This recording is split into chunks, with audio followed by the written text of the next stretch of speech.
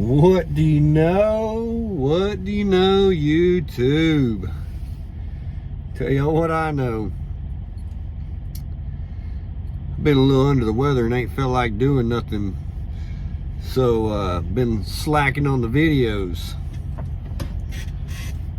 But, as a lease operator or a business owner, there's no sick days. So you still gotta run, you still gotta do what you gotta do. So, we got some load updates. And we got a week recap. So, without further ado, let's just get to it. So, last place I left off at, I delivered in Crossett, Arkansas. So from Crossett, Arkansas, I deadheaded 0 miles. I literally dropped my loaded trailer, disconnected from it, moved 2 spots over, hooked onto another loaded trailer, and from there I took that loaded trailer 914 miles to Sioux Falls, South Dakota. So Sioux Falls, South Dakota was a live unload. So load weighed 26,376 pounds. And it paid $2,011.05. So that's $2.20 a mile. Now, my MPG, it suffered on this one. I only did 65 miles an hour, but I had to idle 2 nights on it. Needless to say, when that cold front hit on Wednesday, Wednesday evening, I think is what it was. Yeah. Wednesday morning when I started my truck, it didn't get turned off again until Saturday evening. So I idled 2 nights on that load. My mile per gallon was 7 miles per gallon. That sucks. I'm not a fan of getting down there below the 8s, but it's where it was. So I'm also not a fan of freezing. So you gotta do what you gotta do. You know, that's how these new Schneider Finance trucks, they don't have APUs and stuff on them. They got that optimized idle, and that old bunk heater can only do so much, you know. So, and if you turn the electric HVAC system on, the truck's gonna idle anyway. So you might as well just go ahead and idle the truck and turn all your air on. So set it where you want it. But anyway. So, did a live unload, Sioux Falls, South Dakota. So, from Sioux Falls, South Dakota, I deadheaded 252 miles to Lakeville, Minnesota, which was a drop and hook. Now, this was Saturday.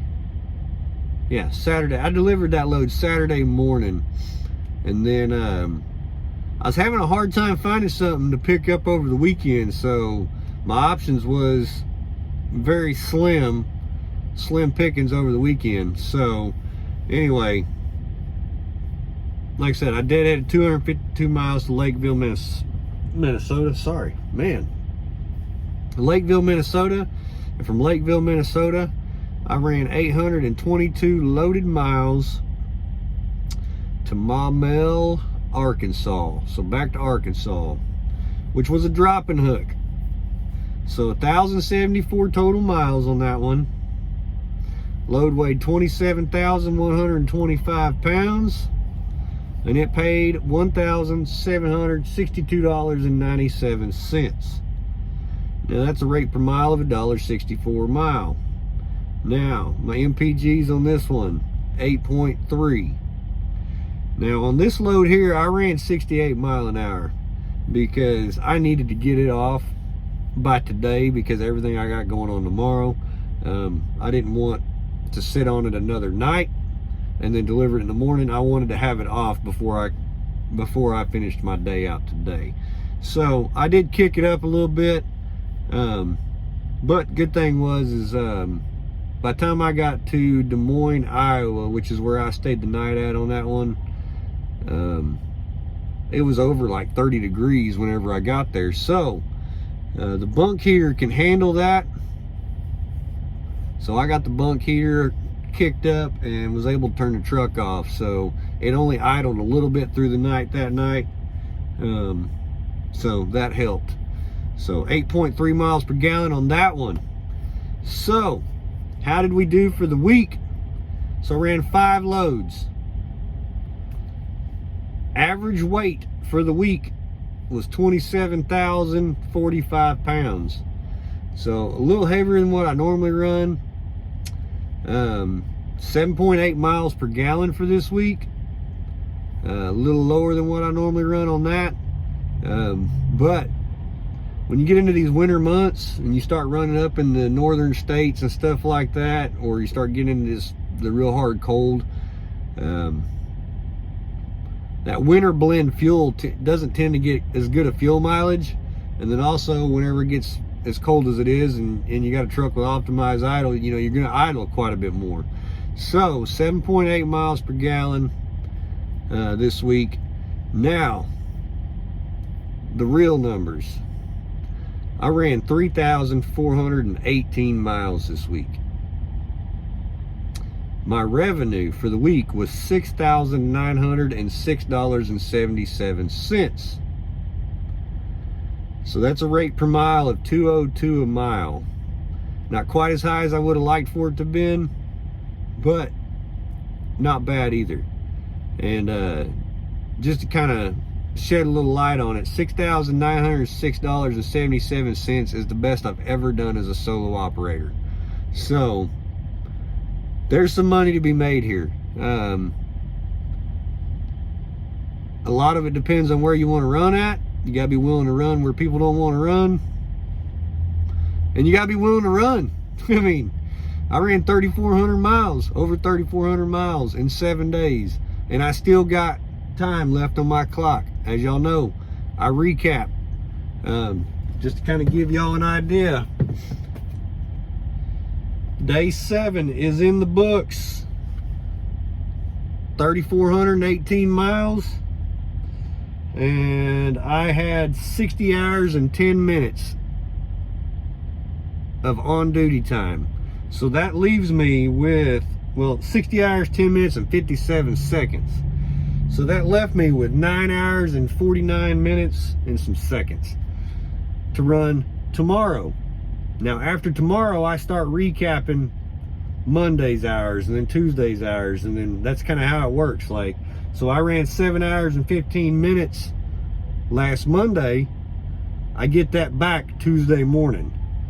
So tomorrow I only need about maybe 7 hours of that 9 hours. So as y'all can see, this kind of, like I said, I try to run about 8 to 9 hours a day. Now, it's not always going to be exact. The thing is, as long as it averages out, that's all that matters. Like I said, Monday I ran 7 hours, 15 minutes. Tuesday I ran 9 hours and 53 minutes. Wednesday I ran 6 hours and 16 minutes. Thursday, 9 hours and 48 minutes. So, as you can see, by the time I get to Friday, like, I've got hours to run until I get home. As long as I continue to continue to average about the same amount of hours like I have, I can get there no problem. So, but 60 hours and 10 minutes of on-duty time. That's how I did it. 3,400 miles. Now, you got to take into consideration, there's also shippers and receivers that there's on-duty time for those. You got on-duty time for fueling. So that's not all driving. There's other things mixed in there. But if you take that time, that 60 hours and 10 minutes, and calculate it by the 3,418 miles, I ran an average of like 55 miles an hour all week long for every hour. So that's a pretty good average through an entire week. Now, like I said, I wish my rate per mile was better. I would have knocked it out of the park then. But how did I get to 3,400 miles and still have time left on my clock? I kept this door closed. I don't hit every other truck stop. Matter of fact, I avoid truck stops. I park at them at night, and that's just because I want a place to shower and a cup of coffee in the morning. But for the most part, if I need to stop and use the restroom, or if I need to stop and fix me something to eat, if I don't have that scheduled in, like if I do a 30-minute break, typically I do a 30-minute break while I'm getting fuel. So I'm combining the things. Like, but if for some reason I need to stop for any other reason, I generally 9 times out of 10 I'm hitting a rest area. Rest areas, you can get in and out of them without burning a lot of time. Truck stops chew up a lot of time. Getting off the highway, getting into the parking lot, getting parked, it just chews your clock up every time. And so I avoid truck stops by all means necessary. Like I said, I'll park in one at the end of the day, but that's just because I'm looking for a place to take a shower and have a place to get a cup of coffee in the morning. So I don't spend hardly any money in the truck stops. I got food on the truck that I eat. I'm out here to make money, not out here to spend money. So that's kind of the name of the game. The more you can save, the more you can keep in the bank. You know, I mean, that's just how it works. That's the name of the game. It's not about how much you make, it's about how much you can save. So anyway, with all that being said, out of $6,900, I haven't crunched all my fuel yet. I probably should have before this video, but let's see here. 6,900.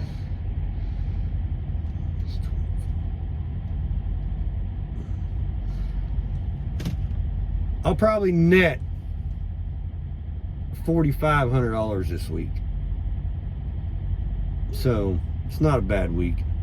So like I said, there's money out here. You just gotta come out here, you gotta be willing to run, you gotta be willing to learn the freight lanes. Like I said, I've said it numerous times, I'm still learning. I'm still trying to figure out what's the best area for me to run in. You know, I live in Oklahoma, so it's kind of hit and miss sometimes to find freight coming out. Every once in a while I can find freight going in, but not very, you know, for the most part, the only way that I can find to get home is North Texas. I gotta go to North Texas, and anybody knows anything about Texas freight, it usually don't pay good to go to Texas. So that's generally my way home though. I go to North Texas, and from North Texas I can find a load out of Dallas area going to Oklahoma City all the time. But you know, like I said, I'm still learning.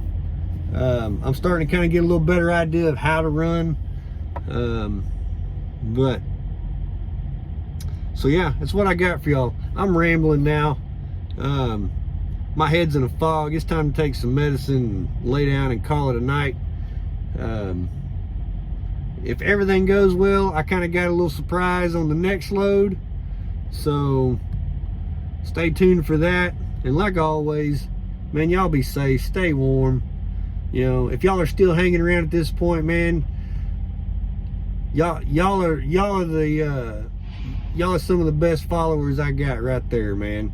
So y'all hit that thumbs up if you're still here. If you're not subscribed, hit the subscribe button. And like always, stay safe, stay warm. I'll catch y'all on the next one.